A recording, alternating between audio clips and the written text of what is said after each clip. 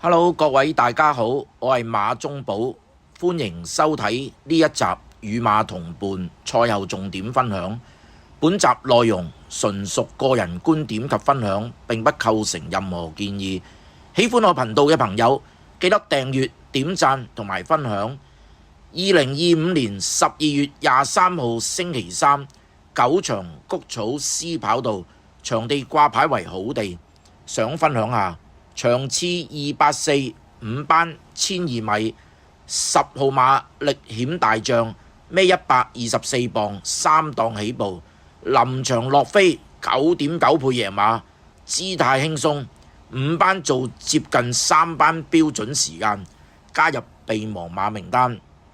同場另一隻3號馬聶寶勤，孭135磅，2檔起步，快閘領放到最後100，跑第二，輸個半馬位，做接近4班標準時間，加入備忘馬名單。同場仲有另一隻5號馬快樂寶寶，孭133磅，12檔起步，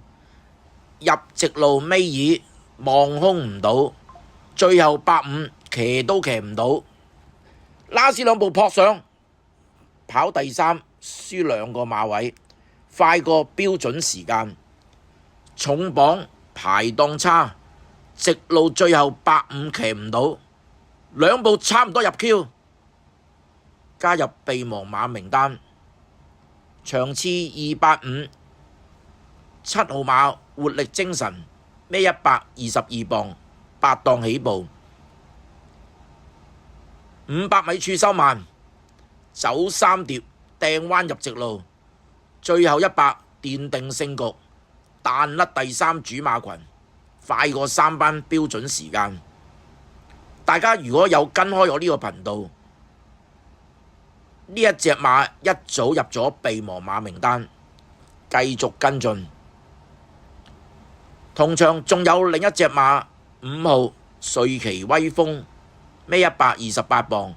，12檔起步，最後250米嚴重受困，未能望空，完全冇跑過，呢場賽績不能作準。由於12月23號賽事備忘馬較多，請大家留意下一個短視頻。再見。